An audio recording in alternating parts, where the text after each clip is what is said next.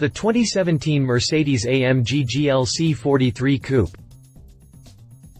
We first laid eyes on what would be the Mercedes GLC Coupe when it unleashed its design concept at the 2015 Shanghai Auto Show. A year later, the production version, one that was quite similar to the year-old concept, saw the light of day at the New York Auto Show. Right away, I filed the design off as precarious, as it's one of those vehicles that doesn't really fall into the car, crossover, or SUV categories. In short, it has a coupe-like body with SUV underpinnings and a shoddy little four-cylinder that produces all of about 241 horsepower. Compared to its SUV counterpart, the standard GLC, the car was extremely similar, with the biggest difference between the two limited to a different roof line and different rear quarter windows. We knew it wouldn't take long for a Mercedes-AMG branded variant to make its debut, and sure enough, 6 months later here we are looking at the Mercedes-AMG GLC43 Coupe. When we originally reviewed the standard GLC Coupe, we pointed out that, at the time, the car had seen some wildly mixed opinions. To put it simply, it's one of those vehicles that you either hate or love, with little to middle ground anywhere in sight. Comments left by some of you on our GLC Coupe review reflected this perfectly, some users saying things like it's not bad at all, while others say it is a waste of money or, please God, make them stop. Seriously, these comments are really there. Apparently, sales were good enough to give it the AMG treatment, and maybe, just maybe, that 3.0-liter, biturbo, V6 with 362 ponies will help make the car more desirable. According to Tobias Mowers, the chairman of the board of management of Mercedes-AMG, said, the new GLC43 Coupe is characterized by a high level of agility and sporty driving dynamics. With its expressive design and high everyday practicality, the coupe is able to appeal to new target audiences. And, maybe it does, but let's take a closer look at the GLC43 now that it has made its official debut and talk a little more about it. Continue reading to learn more about the Mercedes-AMG GLC43 Coupe. Exterior.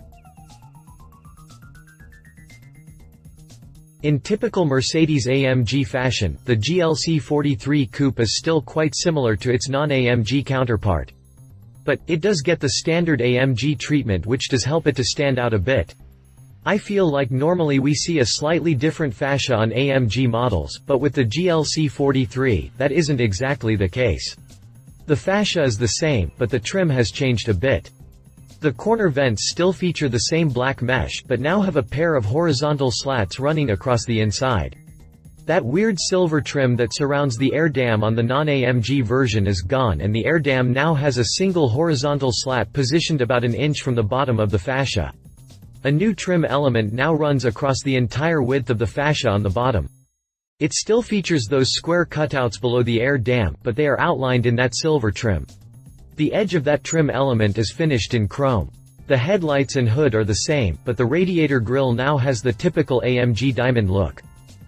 In typical Mercedes-AMG fashion, the GLC43 Coupe is still quite similar to its non-AMG counterpart. Moving over to the sides, there really isn't any major changes to the GLC43. Compared to its non-AMG counterpart, the only real difference is the chrome trim that has been added to the side skirt, which lines up with the chrome strip on the fascia up front. The big news here is that new set of high-sheen, 20-inch AMG wheels finished in high-gloss black. These light allow wheels feature a staggered fitment and are wrapped with 255 45th series tires up front and 285 40th series tires out back.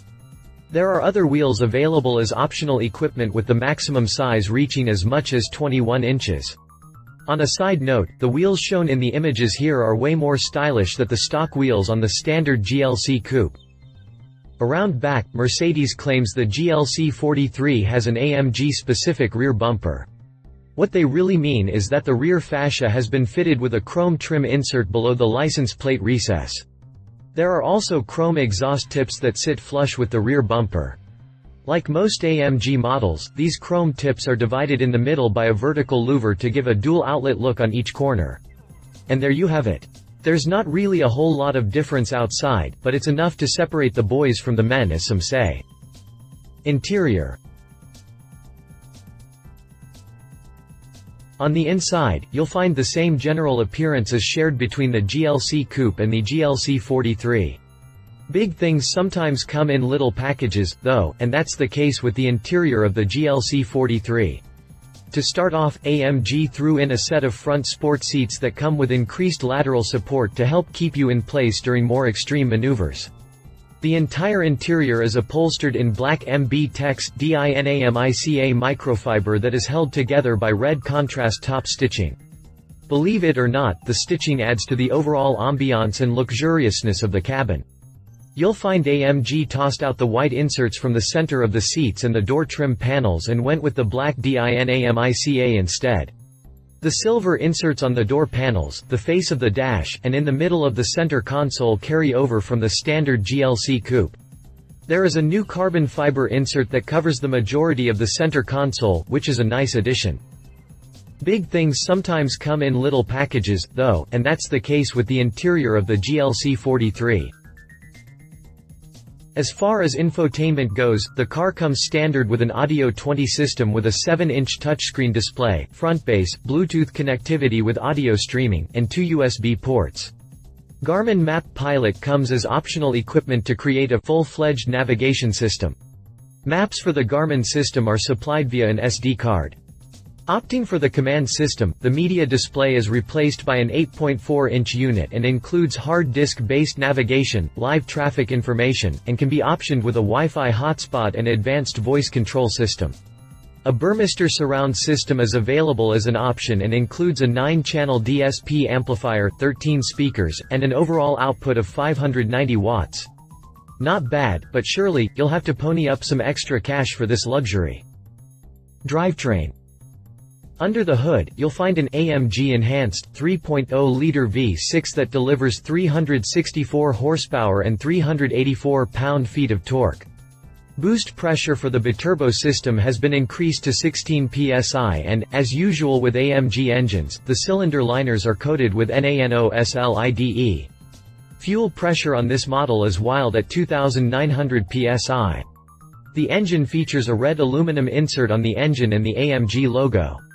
Shifting duties are handled by an AMG-enhanced 9G-tronic 9-speed automatic transmission. According to Mercedes, the transmission has been configured with dedicated software to reduce shift times, provide multiple downshifts for quick bursts of speed, and to provide a double clutching feature for more emotional and quick gear changes in certain transmission modes. Boost pressure for the biturbo system has been increased to 16 psi and, as usual with AMG engines, supporting the body on this funky little AMG is an AMG Sport suspension based on air body control. Up front, the car gets special steering knuckles with load-bearing joints.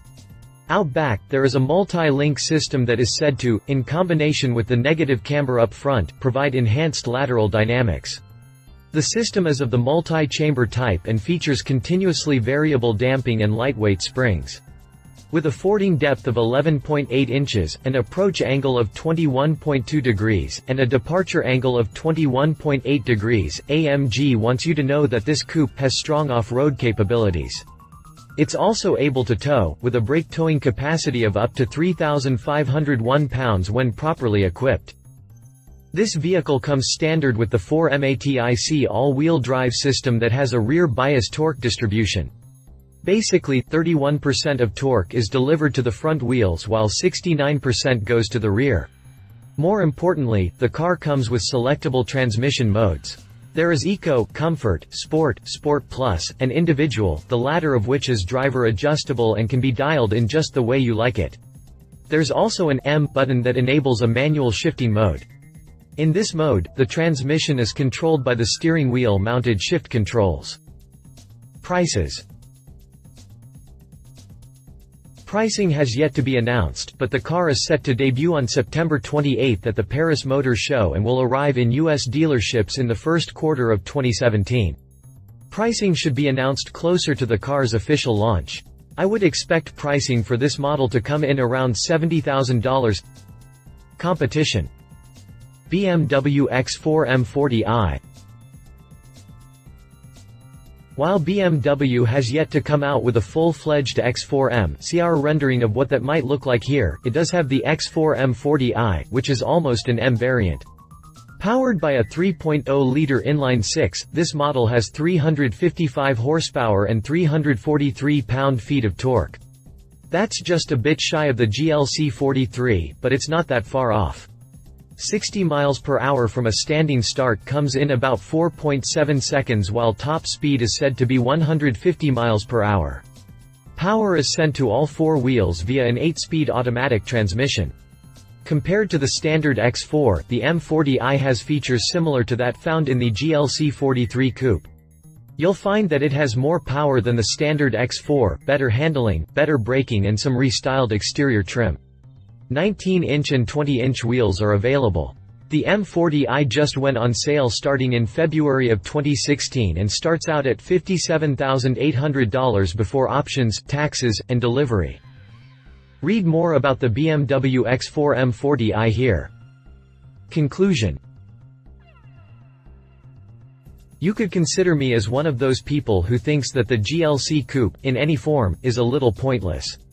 Merc has crammed a coupe body onto an SUV chassis and has tried to mix the dynamics of a coupe with the off-road abilities of an SUV. The problem is, I don't see this thing really being all that dynamic.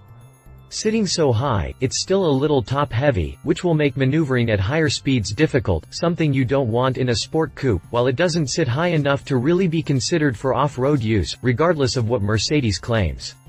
I do like the interior and that the GLC43 features a decent uptick in power and performance, but a vehicle like this really seems like the red-headed stepchild of Mercedes' entire lineup. Personally, I would rather go with a full-fledged SUV or a low-sitting coupe that is more capable of spirited driving with no off-road ability. For some of those who really want the best of both worlds, I guess this model kind of makes sense. I wouldn't go so far as one of our readers who said kill it with fire, but it's certainly not for me. We've already got crossovers, which is a combination of car, minivan, and SUV in one, so what do we need an SUV like coupe or soup as I like to call it? Either way, if you're one of the seemingly few who like the GLC Coupe, the GLC43 is definitely the model you want to have. Love it AMG power fresh interior look.